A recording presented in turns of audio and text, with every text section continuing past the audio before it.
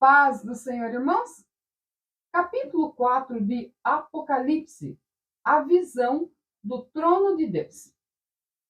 Depois destas coisas, olhei, e eis não somente uma porta aberta no céu, como também a primeira voz que ouvi, como de trombeta, ao falar comigo, dizendo: sobe para aqui, e te mostrarei o que deve acontecer depois destas coisas.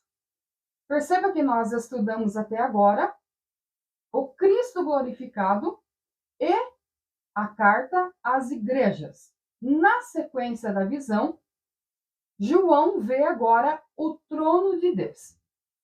Trono na Bíblia, e no sentido geral, simboliza autoridade, poder, controle, domínio. Claro que o trono de Deus ele é diferente dos outros, e nós veremos estas características na visão que diz assim. Vamos primeiro ao versículo 2. Imediatamente eu me achei em espírito. João não vai até o trono de Deus no seu corpo físico, ele vai em espírito. E eis armado no céu um trono, e no trono alguém sentado. E esse que se acha assentado é semelhante no aspecto à pedra de jaspe e sardônio, e ao redor do trono há um arco-íris semelhante no aspecto à esmeralda. Entenda que é uma visão. Ele irá usar do que ele conhece de cores, de pedras, para tentar identificar o que ele está vendo. É no aspecto espiritual, por isso ele irá usar coisas para aproximar daquilo que ele viu. Então ele vai usar as pedras, no caso o sardônio, tem várias cores, mas geralmente essa pedra é de cor avermelhada. E é interessante que ele fala que ao redor do trono há um arco-íris, semelhante no aspecto à esmeralda. A esmeralda já puxa para o verde.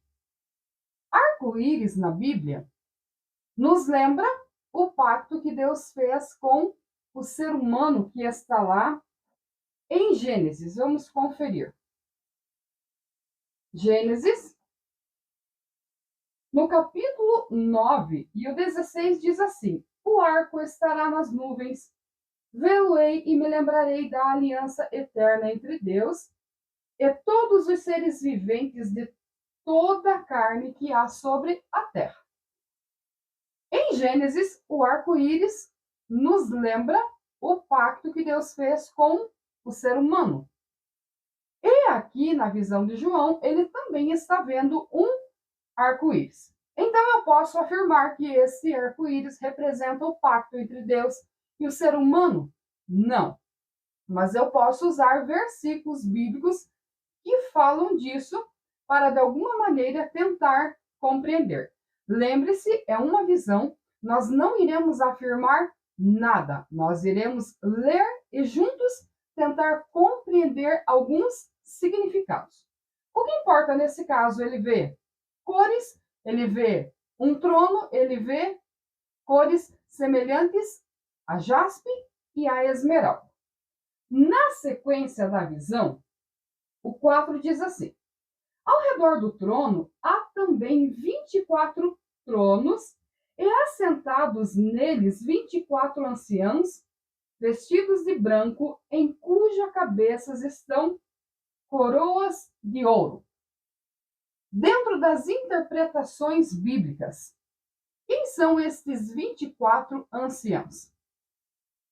Há algumas linhas de pensamento que diz o seguinte: 12 anciãos podem representar as 12 tribos de Israel, e os outros 12 podem representar os apóstolos. No caso, o total, 24, representando, sim, a Igreja de Cristo, que foi iniciada com a lei de Moisés e que foi perpetuada com os apóstolos após a vinda de Jesus Cristo, a consumação do sacrifício e a permanência do Espírito Santo guiando a igreja. 24 tronos, 24 anciãos vestidos de branco. O branco na Bíblia simboliza a pureza das obras, em cujas cabeças estão coroas de ouro, simbolizando também que estão reinando juntos, mas que o Senhor é o principal desta visão. O 5 diz assim: do trono saem relâmpagos, vozes e trovões, e diante do trono ardem 7 tochas de fogo, que são os 7 Espíritos de Deus. Então, desse trono, que tem esse arco-íris, que tem a semelhança a estas pedras, saem relâmpagos, vozes e trovões. Ele ouviu muito barulho, que ele identificou como se fosse muita gente falando e como se fossem trovões. Você sabe que um trovão, ele é muito alto e ele chega a estremecer a terra. Então, João descreve desta maneira. Interessante que ardem 7 tochas de fogo, que são os 7 Espíritos de Deus. Dentro da linguagem bíblica e da simbologia, o 7 simboliza e representa o agir e a perfeição de Deus. No caso, 7 tochas que representam o Espírito de Deus. 7 manifestações, lembrando sempre a perfeição. Versículo 6. Adiante do trono, como que mar de vidro, semelhante ao cristal, e também no meio do trono, e à volta do trono, 4 seres viventes, cheios de olhos por diante e por trás. Ele tenta descrever estes seres que estão em volta do trono, e ele fala desse mar de vidro, como cristal. Então perceba que a gente compreende que é como se fosse uma água pura, perfeita, cristalina, e que esta água tem alimentado e saciado a sede espiritual das gerações até a consumação dos séculos. Aqui fala do agir de Deus que vem no seu trono através da sua palavra e de todas as fases da redenção. Esses 4 seres viventes, vamos pensar um pouco neles. Tem o leão, o novilho, rosto de homem e um semelhante à águia. Dentro desta visão e destes seres, tem 3 linhas de pensamento. A primeira diz o seguinte: que eles representam os 4 evangelhos. No caso, Mateus apresenta Jesus como sendo rei, representado pelo leão. Marcos apresenta Jesus como novilho, como sendo o servo, representando o trabalho.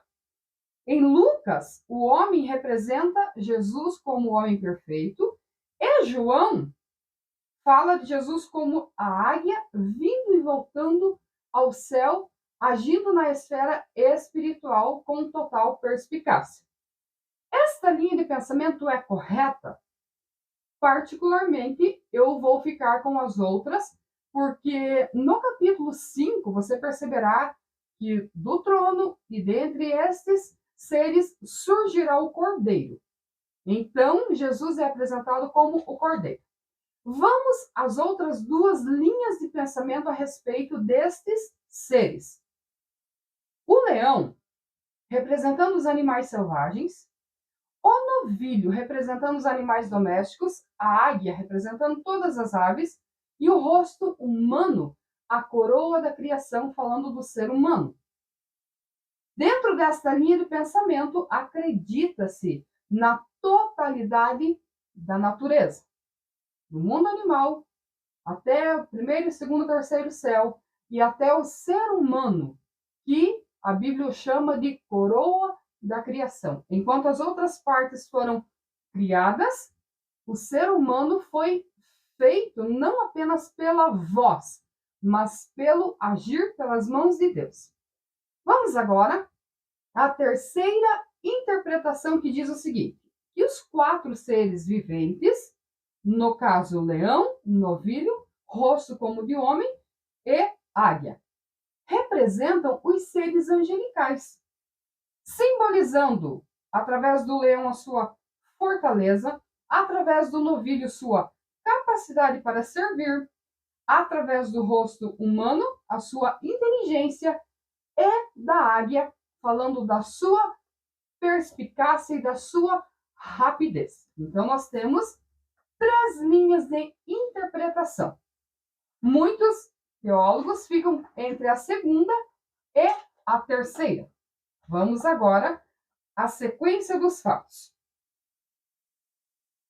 No versículo 8, diz assim: e os 4 seres viventes, tendo cada um deles, respectivamente, 6 asas, estão cheios de olhos ao redor e por dentro, não tem descanso, nem de dia, nem de noite, proclamando: Santo, Santo, Santo é o Senhor, o Deus Todo-Poderoso, aquele que era, que é e que há de vir. Por isso que há uma interpretação de que são seres angelicais. As asas, 6 asas, e cheios de olhos. Aqui fala da visão plena, do entendimento perfeito, tanto da esfera espiritual, quanto humana, quanto mundo físico. 9. Quando esses seres viventes derem glória, honra e ações de graças ao que se encontra sentado no trono, ao que vive pelos séculos dos séculos. Quem é que está assentado no trono e que vive pelos séculos dos séculos? O próprio Senhor Deus. Versículo 10. Os 24 anciãos prostrar-se-ão diante daquele que se encontra sentado no trono, adorarão o que vive pelos séculos dos séculos e depositarão as suas coroas diante do trono, proclamando: Tu és digno, Senhor e Deus nosso, de receber a glória, a honra e o poder, porque todas as coisas tu criaste, sim, por causa da tua vontade vieram a existir e foram criadas. Aqui nós temos, então, essa adoração ao Deus eterno. E eu finalizo dizendo para você o seguinte: é uma visão. Ele aproximou o que ele viu do que ele conhecia e ele deixou registrado para nós. Se fosse eu ou você que tivesse essa visão, talvez a gente descreveria de uma forma diferente, porque a gente relata dentro do nosso entendimento. O que compreendemos aqui é o trono de Deus, que a Bíblia inteira fala sobre esse Deus, mas ele não é visível. Ninguém jamais viu Deus. Ora, mas a experiência de Moisés, que viu Deus cara a cara, não significa que ele olhou nos olhos de Deus. Ele teve que ficar na fenda da pedra e ele viu como se fosse uma espécie de um vulto. A glória era tão grande quando havia manifestações no tempo de Moisés, que a Bíblia diz que o próprio monte tremia. Então, isso é uma expressão, não significa que ele o viu cara a cara. Mas tamanha foi a sua intimidade com Deus que muitas coisas Deus realizou através de Moisés. Então, nós temos o Deus invisível agindo na história. No Novo Testamento, nós temos o Deus visível, que é o próprio Jesus encarnado, viveu como humano, mas na revelação de João, no livro de Apocalipse, você vê ele como um ser glorificado. E a Bíblia chama de Cordeiro no capítulo 5. Então, no decorrer das aulas, nós estaremos trabalhando capítulo por capítulo para não confundir. O que importa? Há um trono de poder, de glória, de majestade, que governa o universo em todas as esferas: espiritual, humana, mundo físico, animal, até onde nós não vemos, até onde estão as bactérias, os fungos, os vermes. Existe um ser que rege todo este universo. Os demônios se sujeitam a ele, os seres humanos e os animais. É dentro desta linha de pensamento que a visão de João está tentando dizer para nós o que foi que ele viu, e um dia nós estaremos perante este Senhor que hoje nós servimos por fé, por amor, por fidelidade, mas um dia nós o veremos como ele é. E ali nós compreenderemos os fatos que hoje nós não podemos afirmar. Por isso eu trouxe para vocês linhas de interpretação dentro do Apocalipse. Eu não posso pegar uma linha e afirmar e dizer é isto, porque é uma visão.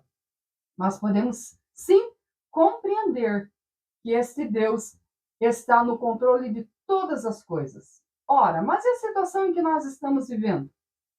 Deus usa muitas situações, inclusive governos, para abençoar o seu povo ou para castigar o povo no geral.